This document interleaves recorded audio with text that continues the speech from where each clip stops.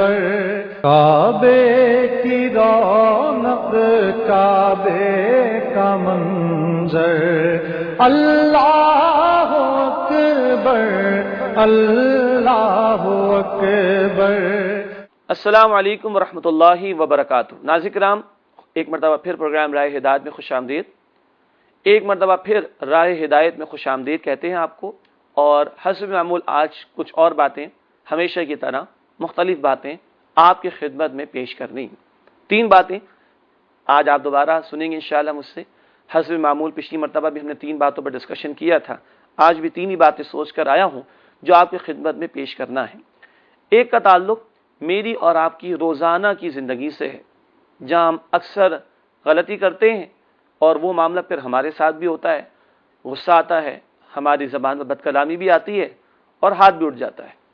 دوسرا معاملہ اس کا تعلق میری اور آپ کی معیشت سے ہے، اور وہ ایک ایسی شے ہے کہ جس پر قرآن کہتا ہے کہ اگر یہ حرکت نہیں چھوڑتے تو پھر اللہ اور اس کے رسول سے جنگ کرنے کے لیے تیار ہو جاؤ، استغفر اللہ۔ اور تیسری شے وہ ہے جو کفر ہے ہمارے دین میں، کرنے والوں کے لیے قتل تک کی سزا اسلام نے تجویز کی ہے۔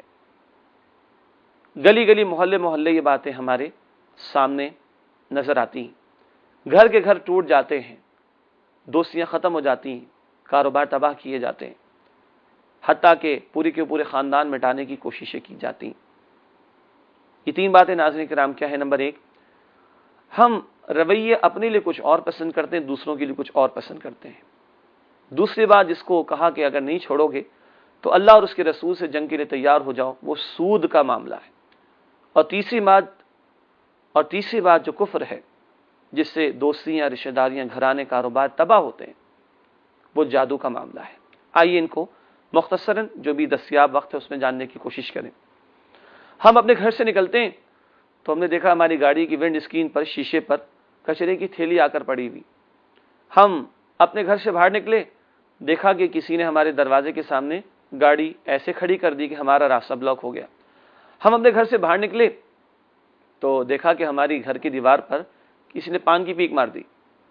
تو روزانہ کے مشاہدات ہیں، ہماری دیوار پر کوئی پان کی پیک مارے ہمیں غصہ آئے، ہمارے گھر کے سامنے کوئی گاڑی کھڑی کر دے، راستہ بلاک ہو جائے، ہمیں غصہ آ جائے، ہماری گاڑی پر کوئی کچرے کی تھیلی پھینک دے، ہمیں غصہ ہے، اور آنا بھی چاہیے، ظاہری بات ہے کہ میرا نقصان ہوا، میری دیوار خراب کر دی، میرا راستہ بلاک کر دیا، میری گاڑی کے اوپر کچرا پھینک دیا۔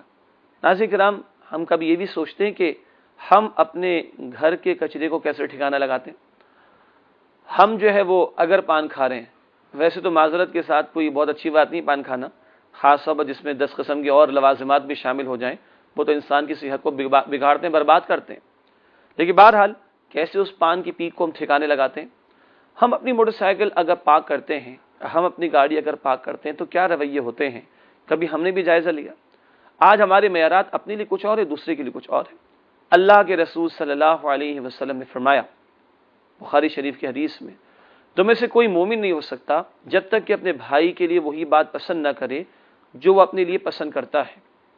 تم میں سے کوئی شخص مومن نہیں ہو سکتا جب تک کہ اپنے بھائی کے لیے وہی بات پسند نہ کرے، وہی معیار نہ اپنائے جو وہ دوسروں اپنے لیے پسند کرتا ہے۔ جو معیار اپنے لیے ہو وہ دوسرے کے لیے ہو، جو بات اپنے لیے پسند کرو وہ دوسرے کے لیے بھی پسند کرو۔ یہ تو چند مثالیں تھی فقط کہ ہم اپنے گھر کا کچرا کیسے ٹھکانے لگاتے ہیں۔ ہم نے بھی 4تھی منزل سے تھیلی پھینکی، اب کسی کے سر پہ جا کے لگے، کسی کی دکان کی شٹر پہ جا کے گرے، کسی کی گاڑی پہ جا کے گرے، ہمیں کیا؟ ارے بھائی ہمیں کیا مطلب؟ آپ کے ساتھ ہو تو اچھا لگتا ہے، آپ کو برا لگتا ہے نا، اندر سے دل کیا چاہتا ہے کہ اس کی کوٹائی لگنی چاہیے، اس کو سزا ملنی چاہیے۔ تو آپ جب پھینک رہے ہیں تو آپ کا رویہ کیا ہے؟ میں جب پھینک رہا ہوں تو میرا رویہ کیا ہے؟ یہی تو فساد کی جڑ ہے نا۔ میرے اپنے لیے معیار کچھ اور ہے، آپ کے لیے معیار کچھ اور ہے، اپنے لیے معیار کچھ اور ہے، دوسروں کے لیے معیار کچھ اور ہے۔ میں اپنی موٹر سائیکل کو پارک کرتا ہوں، اپنی گاڑی کو پارک کرتا ہوں، کیا اس طرح کہ کسی کا دروازہ بلاک ہو جائے، کسی کا راستہ بلاک ہو جائے، سڑک کے اوپر جو ہے وہ ٹریفک جو ہے بلاک ہو جائے، اور میرے ساتھ ہو تو مجھے بڑا برا لگتا ہے؟ تو بھائی میں نے خود بھی تو یہ حرکت کی ہے، پھر دوسرے میں مجھ میں فرق کیا ہوا؟ اسی طرح اور بہت سے معاملات ایسے ہو سکتے ہیں۔ رات کو کوئی اپنے گھر میں ڈرل مشین لے کے سوراخ کرنے بیٹھ جائے 12 بجے، تو ہمیں غصہ آتا ہے کہ نہیں؟ کیا ہو گیا جناب، ہماری نیند خراب کر دی؟ تو کبھی ایسا نہیں کہ ہم بھی ڈرل لے کے بیٹھ جائیں رات کو 12:30 بجے اور دوسروں کی نیند کو برباد کر رہے ہو۔ ہم پسند نہیں کرتے کہ میرے گھر میں بچے پڑھ رہے ہیں، ایگزامز کی تیاری کر رہے ہیں، کسی کے گھر میں اتنی زور سے میوزک بجے یا کچھ ہو کہ میرے بچوں کی پڑھائی ڈسٹرب ہو جائے، تو میرے گھر میں میوزک تو نہیں بج رہا. اول تو میوزک، جی ہاں میں یہاں چینل پہ بیٹھ کے بات کر رہا ہوں، میوزک حرام ہے اسلام کے اندر. یہ جو آج کچھ ہمارے یہاں کچھ ہو رہا ہے، عشق و محبت کی داستان ہلہ گلہ، اس کی قطعاً کوئی اسلام میں گنجائش نہیں. یہ تو ویسے ہی حرام، اور اس کو بجا کے دوسروں کو تکلیف دینا یہ بھی حرام. میں تو یہ بات عرض کروں پوری دیانت داری کے ساتھ، اگر مجھے اور آپ کو تلاوت قرآن حکیم سننے کا شوق ہے، نعت رسول مقبول صلی اللہ علیہ وسلم کی سماعت کا شوق ہے، لگائیے اپنے گھر میں DVD MP3 MP4 لگائیے، کس نے منع کیا؟ لیکن اس کی آواز اتنی رکھے کہ آپ سن لیں. محلے والوں کو جگانا تو یہ اسلام میں جائز نہیں، دوسروں کو تکلیف پہنچانا یہ تو اسلام میں جائز نہیں. یہ ہے وغیرہ وغیرہ وغیرہ مثالیں آپ شامل کرتے جائیے. پہلی بات ہے تکلیف ہمیں ہوتی ہے جب ہمارے ساتھ کوئی برا کرتا ہے. ارے بھائی ہم بھی تو دوسروں کے ساتھ برا کر رہے ہوتے، تب اس کو بھی تو تکلیف ہوتی ہوگی. یہ رویہ مسلمان کا نہیں ہو سکتا، تو مومن نہیں ہو سکتے جب تک کہ اپنے بھائی کے لیے وہی بات پسند نہ کرو جو تم اپنے لیے پسند کرتے ہو. ناظرین کرام، اس میں اور کچھ کلام ہو سکتا ہے، لیکن اگلے دو موضوعات بھی بہت قیمتی ہیں. میں چاہتا ہوں کہ اس پر بھی کچھ گزارشات آپ کی خدمت میں پیش کروں. آئیے دوسری بات کی طرف.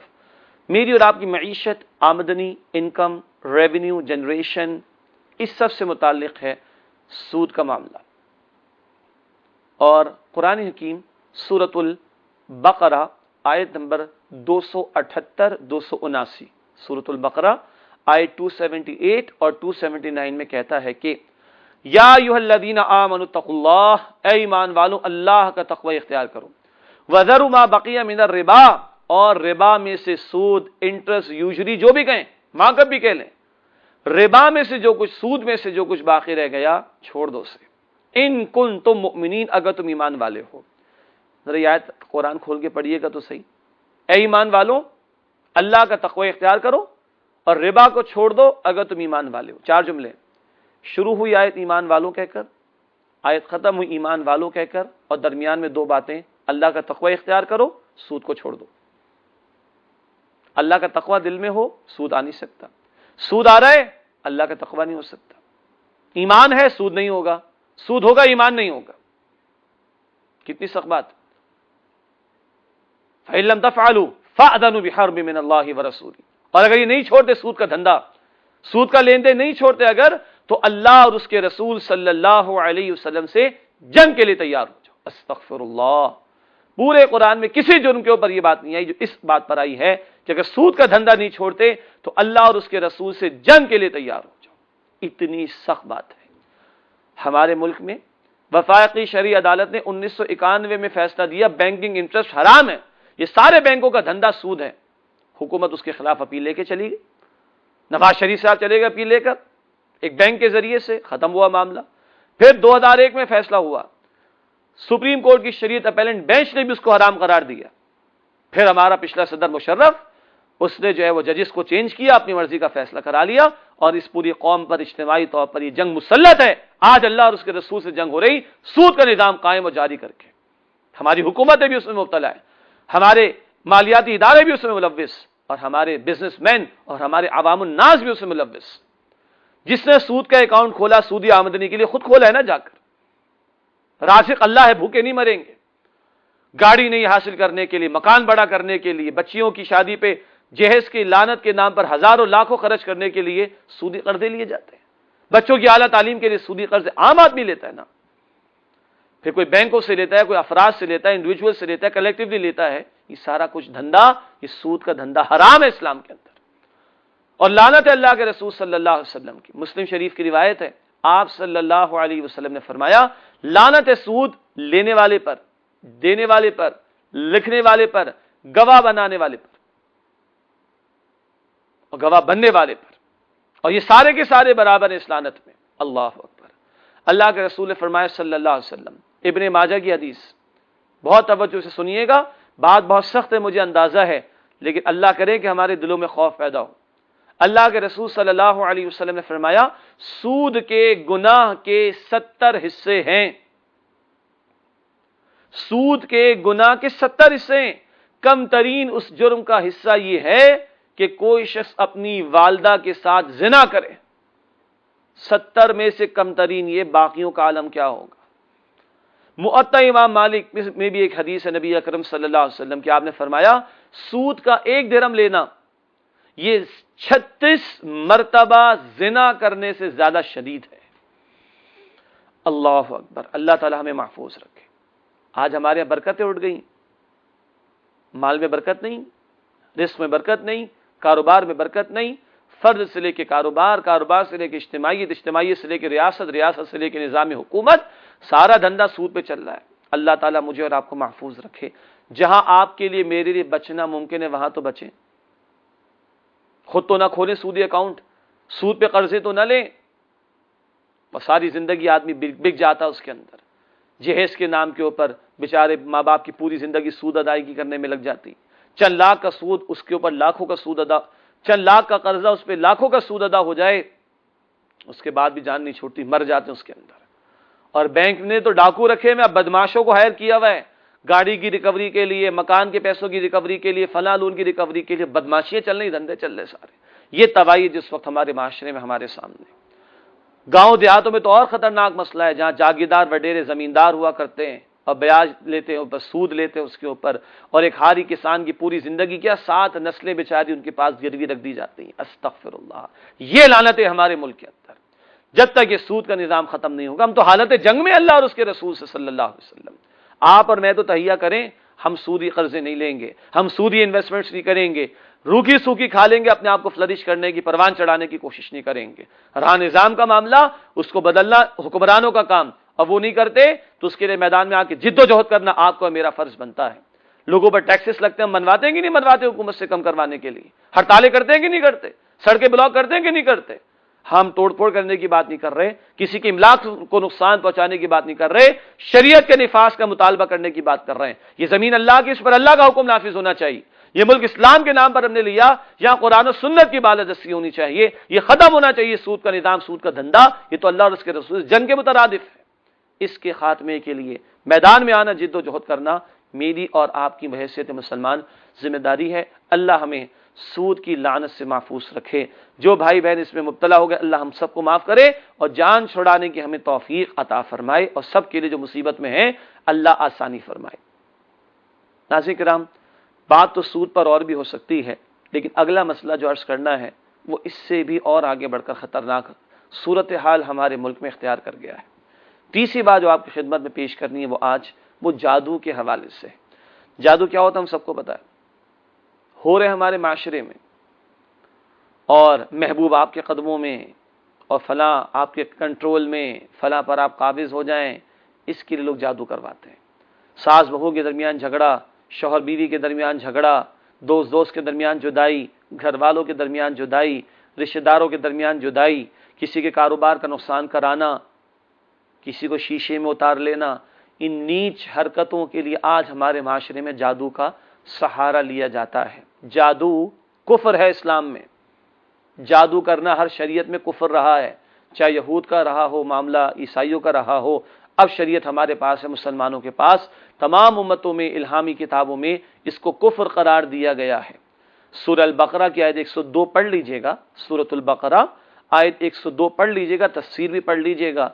वहां जादू टोने का बयान आता है जो बनी इसराइल में शुरू हुआ, और वो जालिम इससे शौहर बीवी के दरमियान जुदाई कराते थे।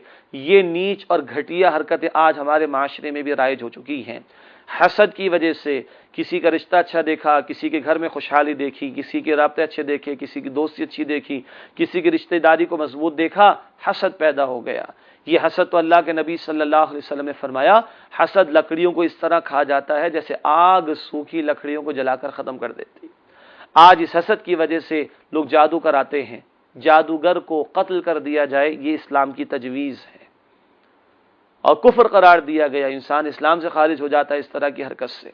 और आपके इल्म में है, बहुत ज़्यादा मैं तफसील में तो नहीं जा सकता, हर तरह की पब्लिक की प्रोग्राम देख रही है और एक इज्तिमाई प्रोग्राम हो रहा है, लेकिन मैं इशारतन एक बात कहूँगा, जब तक ये जादू करने वाले गंदगी और नापाक चीज़ों को इस्तेमाल नहीं कर लेते, जादू नहीं होता। अल्लाह के कलाम का भी गलत इस्तेमाल करते हैं ये बदबख्त, मलऊन, जालिम, और फिर जादू करते हैं। ऐसों के पास जाने वाले आज मुसलमान अपने ईमान की खैर मनाएं। ये कुफ्र है, जादू करना कराना दोनों इस्लाम से खारिज हो जाने वाली बात है। اتنی سخت بات ہے، اتنی سخت وعید ہے، اتنے سخت ڈراوے ہیں اللہ رب العالمین کی طرف سے اس پر۔ اللہ تعالی ہمیں سمجھ دے، جو کرا رہے ہیں ان کو بھی سمجھ دے، اور جو ظالم کر رہے ہیں اللہ ان کو بھی ہدایت عطا فرمائے۔ تو آپ کو اور مجھے چوکنا رہنا چاہیے۔ ٹیمپٹیشنز آتی ہیں، فلاں آپ کے قدموں میں، فلاں کو شیشے میں اتار لیجئے، فلاں پہ کنٹرول حاصل کر لیجئے۔ یہ ٹیمپٹیشنز اس طرح کی پیشکشیں دے کر پھر گھیرا جاتا ہے، اور گندے اعمال اور برے اعمال اور عقائد کے بگاڑ اور لوگوں کو نقصان پہنچانا، ان پر ظلم و ستم کرنا، ان میں رکاوٹیں پیدا کرنا، ان کے اندر نفرتیں پیدا کرنا، عداوتیں پیدا کرنا، اس کی طرف لے جانے کی کوششیں کی جاتی ہیں۔ اللہ تعالیٰ مجھے اور آپ کو اس طرح کی روش سے، حرکتوں سے محفوظ رکھے۔ یہ تو میں نے پہلو بیان کیا جادو کرنا اور کرانا، اس حوالے سے بہت بڑا ظلم ہے، کفر ہے، اسلام سے خارج کر دینے والی شے ہے، اللہ تعالیٰ کی لعنت ہے، اللہ تعالیٰ کا عذاب ہوگا ایسے لوگوں پر، قتل تک کر دینے کی سزا ان کے لیے تجویز کی گئی ہے۔ مگر ناظرین کرام، اس کا ایک اور پہلو بھی سمجھ لیجئے، یہ معاملے تو آج کل ہمارے معاشرے میں رائج ہو گئے اور یہ جادو کروا دیے جاتے ہیں۔ اب اس کا توڑ کیسے کیا جائے، اس کا علاج کیسے کیا جائے، اس میں بھی دو نمبر قسم کے لوگ اور عاملین اور اس طرح کے بابے وغیرہ معاشرے میں عام ہو چکے ہیں، جن ظالموں کے متعلق بڑے بڑے چینلز کے اوپر پروگرامز پیش کیے جا چکے ہیں، جو کس طرح لوگوں کا مال بٹورتے ہیں، عورتوں کی عصمت دری کرتے ہیں، ان کی عزت پامال کرتے ہیں، ان کی حیا کا جنازہ نکالتے ہیں، اور لوگوں کو شیشے میں اتار کر ان کی جیبوں کو کنٹرول کرتے ہیں، اور نہ جانے کیا کچھ کیا جاتا ہے۔ یہ ایک اور ظلم ہے۔ ایسے ظالموں کے پاس جانا، ایسے عاملوں کے پاس جانا جو شریعت سے دور ہوں اور جو لوگوں سے مال بٹورتے ہوں اور لوگوں کو غلط کاموں کے اوپر لگاتے ہوں، غلط طریقے بتاتے ہوں، ان ظالموں سے بھی ہمیں بچنا چاہیے۔ شریعت کیا کہتی ہے؟ اللہ کے رسول صلی اللہ علیہ وسلم نے بیماریوں اور دیگر مواقع کے حوالے سے سورۃ الفاتحہ کی تلاوت کی تلقین فرمائی۔ اللہ کے رسول صلی اللہ علیہ وسلم نے شرور سے بچنے کے لیے، جادو ٹونے کے علاج کے لیے سورۃ الفلق، سورۃ الناس، قرآن کی آخری دو سورتوں کی تلاوت اور ان کو پڑھ کر دم کر لینا، پھونک لینا، اس کی تلقین فرمائی ہے۔ اللہ کے رسول صلی اللہ علیہ وسلم نے رات کے وقت سورۃ البقرہ کی تلاوت کی تلقین بھی فرمائی ہے گھر میں۔ یہ کام ہم کریں۔ ناظرین کرام، ایک اور بات بتا دوں، لوگ پوچھتے جی یہ کافی ہے؟ میرا سوال ہے کہ اللہ کافی نہیں ہے، اللہ کے رسول کی بتائی ہوئی بات کافی نہیں۔ ہم تو لوگوں کے دام میں اتر چکے ہیں نا، لوگوں کے جال میں پھنس چکے ہیں کہ بہت لمبا چوڑا کوئی وظیفہ ہوگا جس کے پیسے بھی زیادہ ہوں۔ نہ، یہ تو فری آپ کو بتا دیا گیا، اللہ کے رسول نے بتایا صلی اللہ علیہ وسلم۔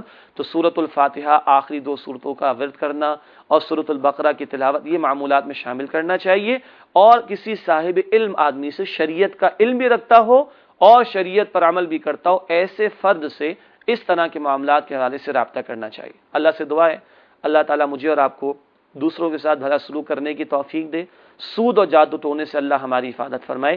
انشاءاللہ آئندہ پروگرام میں آپ سے ملاقات رہے گی۔ السلام علیکم ورحمۃ اللہ وبرکاتہ، وآخر دعوانا ان الحمد للہ رب العالمین۔ یاتی نذیرک فی نظر